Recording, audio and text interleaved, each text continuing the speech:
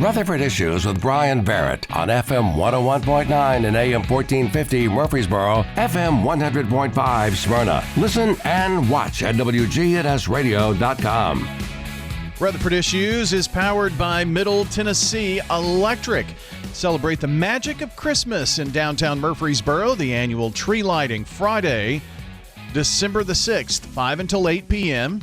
And it's powered by MTE. You can enjoy caroling, meet Santa, and witness the festive tree lighting. That's Christmas downtown Murfreesboro, December 6th, powered by MTE. On today's show, we are talking about Rutherford County PAWS, and Sabastian Jordan is here with us. And you brought back a fan favorite today. How are you? Good. How are you doing? Doing good. Steve Edwards is here. Steve, your nickname has gotten all around town, I guess, right? The Cat Man. The Cat Man. So Steve is here today, or the Cat Man, and we're talking about Rutherford County PAWS. And Sebastian, things going well at PAWS since the last time we talked? Yeah, it's been good. Adopting a lot of pets out. Well, that's good. Yeah. That's kind of one of the primary purposes of PAWS there, I guess. Maybe go over that with our listeners, first of all. You know, I'm always amazed at the number of new people that move into our community and may not know what services are here. So maybe just kind of give us an overview of Rutherford County PAWS. Yeah, so we are pet adoption and welfare services for Rutherford County. So it's a county-run shelter and animal control. So we take in stray pets, surrendered pets, take care of them, try to get them adopted out. And we also have an animal control branch that goes out and enforces Tennessee codes about, you know, laws pertaining to pet ownership, making sure dogs are vaccinated, not running around everywhere. Gotcha. And we also offer free rabies vaccines and spaying and neutering for Rutherford County residents, which is a great service. The spaying and neutering especially helps cut down on the amount of stray animals running around. That's been really good. I was actually putting together some numbers for our director for a presentation about, you know, the rates of spaying and neutering as we've done more of that over the years for residents. The amount of animals that we have to take in has gone down with that. Oh, good. So that has had a market impact on the amount of animals that need homes. Yeah. I'm in the soon-to-be stages with the puppy. I got a puppy on Father's Day, and it's about time for him to go through that. So getting ready for that hopefully around Christmas time. So there you go. But you know, it's important to be a responsible pet owner, and that's one of the ways you can do that. Yeah. And we also do, you know, community outreach, education, things like this, coming in, talking about what we do, getting the message out there. Now, you said surrendered pets. What would that look like? I mean, all the time, you know, if you're scrolling around Facebook, you may see, if you're part of some of these groups, well, this dog wandered up, or, you know, do you know who this dog belongs to? Things like that. So I would imagine that it could be really overwhelming if it was every single dog and cat that's out there. Yeah, and it pretty much is. We have to schedule our intakes because of the amount of animals that are out there. But yeah, if someone finds a pet, tries to reach out, can't find the owner, then we'll let them schedule an appointment to bring them in. And we hold them for a set amount of time, post pictures online, try to reach out, find owners. Obviously, first step is scanning microchips, but a lot of animals don't have the microchips. When we do events, we do free microchipping, which is always a great service. But yeah, we take in all kinds of pets constantly. Yeah. So I just reminded myself too, I was thinking about the tree lighting and the holidays coming up, and then it just kind of hit me. You know, I mentioned that I got a puppy for Father's Day, and some people may think, well, Christmas, that would be a great time. You have to really go through certain things just to make sure you're mentally ready and prepared, especially if you're getting this for a child. Yeah, definitely. And we do keep our same, you know, adoption protocols in place around the holidays. So we vet the home ownership, make sure if you're renting, they allow animals. pick or see the size requirements, weight requirements, and everything. If there are kids in the house, we do still ask them to come for a meet and greet with the dogs. That kind of ruins the surprise, but we want to cut down on returns and make sure everyone's getting along and it's going to be a good home for everyone. Absolutely. Do you see numbers go up during the holidays sometimes? I have not been here for Christmas yet, so we'll see. I guess you're about to find out. Yeah. Huh?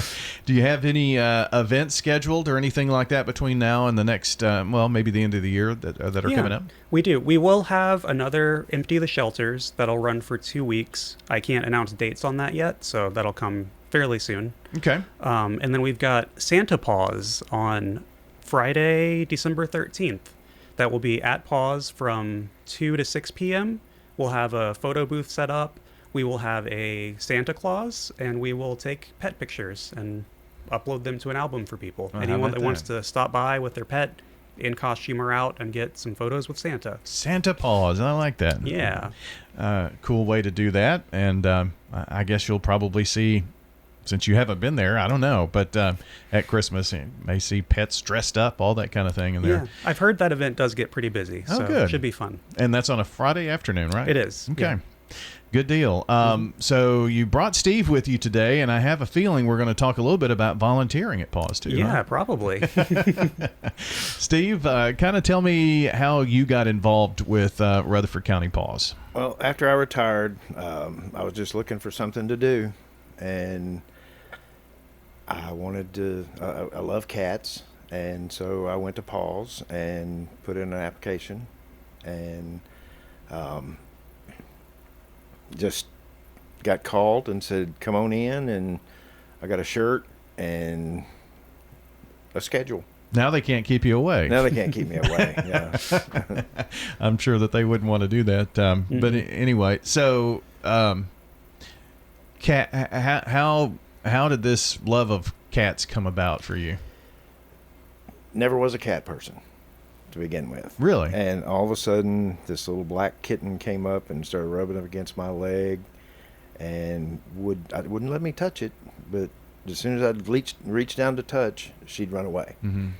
And finally got to where I could touch her, and then I got to pet her, and then she lived in my garage, and now she sleeps in the bed with us. Wow, that sounds like a cat, though. You know.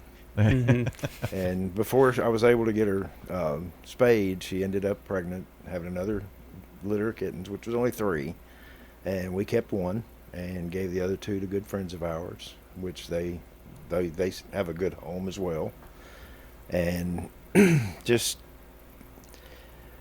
then I adopted another feral, so now I have 3, and they're just amazing critters. They really are. Cats, I mean, I haven't met many dog and cat people. They're either usually a dog person or a cat person a lot of times. My wife was a dog person. Really? And now she's a cat person / dog person. Okay. Cat first, though, right? Yes, cat first. Yeah. It's like they're polar opposites in the way they interact with humans, though. Absolutely. They don't come when you call them most of the time. Yeah. You know, they have their own mentality, and they're in control. Yeah, they're in control. Oh yeah, they run the household. We just live there. Yeah. Now you said feral cats, and so those are what is a feral cat? Those are the cats that didn't get spayed or neutered and ended up having a litter of kittens, and so this little kitten just shows up. Mm-hmm. And she's jumping around outside, and she lived outside for close to a year, and it started to get cold, and I'm like, you know, I'm not going to have anything happen to her. So I brought her home, brought her in, I caught her in a like a have a heart trap, and took her in the house, and we have an extra bedroom upstairs with a bathroom, and so I set her up with everything she needed, food, water, litter box, and she lived in the bathroom for a couple of days, and then I opened the bathroom door and kept the bedroom door shut. And so she was able to kind of get used to that. And then I opened the door, and she got used to the other two cats, and now they're all three running around chasing each other up and down the steps. One big happy fat cat family. Happy cat family. Feral cats are, if you maybe think of barn cats, they're very much outdoors, and in terms of human interaction, it takes a while to work with a feral cat, doesn't it? I'm still working with this one. Yeah. Typically, if you don't handle them or have, social human interaction before 6 weeks, that's kind of the cutoff where it gets a lot harder to get them used to people. Well, in terms of how long have you been volunteering at PAWS? A little over 2.5 years. 2.5 years. Okay. So I know you said that you were looking for something to do once you retired, and of course you can few hours a week to 2 or 3 days a week. Yeah. I'm sure for anybody that would likes animals, this would probably be a very good job or volunteer opportunity in retirement. Absolutely. And there was actually a new guy came in yesterday, and he was there for about an hour. And when you start off, you're kind of helping the front desk, get driver's license and other information, what they're wanting to do. And just helps the girls behind the counter out. Yeah.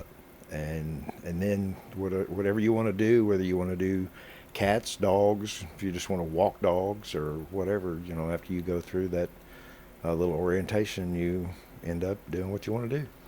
And I'm sure, Sebastian, that volunteers really help to make sure that the animals get the care that they need. They do. They help fill in all kinds of gaps. If we end up short-staffed or people are sick or we have 20 animals come in, our kennel attendants get spread thin. They take care of every dog. They take out all of them at least once a day, meet their needs. But the volunteers really help fill in the gaps with getting them more play, more care, more interaction. And it's mostly dogs and cats, but an occasional chicken or whatnot. We currently have a bull, actually. Really? Yeah. 2 sheep are in there now. You can hear them making their sheep noises. Wow. So what would someone need to do as we wrap up here, Sebastian, to maybe start the process of volunteering? So if you go to our website, rutherfordcountytn.gov/paws, there is a volunteer button on the side that'll take you to the page. You will fill out a volunteer application, and then our coordinator, Crystal, will reach out and set up orientation for that. It's pretty smooth. Awesome. And I know she's not here, but one thing she's been working to get going is more short-term volunteers. A lot of our volunteers are like Steve, where they want to do this regularly and keep coming back on somewhat of a schedule. And we don't have as much 1 or 2 off, people coming in just to do it. And so we're trying to make that a little easier to onboard people if they just want to try it out. So I guess the word of the day is get started, see what, and sometimes it's not the 100% best fit, but you don't know unless you try. And I would especially think that if you're a dog or a cat person, I mean, you can't be the cat man, but you can be a cat person. That be a good opportunity. So appreciate you both coming in today. Yeah, thank you for having us. Steve, good to have you here. And 3 is it, though, right at home? Well, for now. For now. Yeah, there'll probably be another one at some point. Oh, if the cats only knew, you'd have a yard full, right? Yep. Bring them on. Our friends from Rutherford County PAWS joining today, Sabastian Jordan and Steve Edwards, who is the cat man, who is a volunteer over at Rutherford County PAWS. They're on John R. Rice Boulevard, too, by the way. That is going to do it for the show. Hope you have a great day. We'll see you back here next time.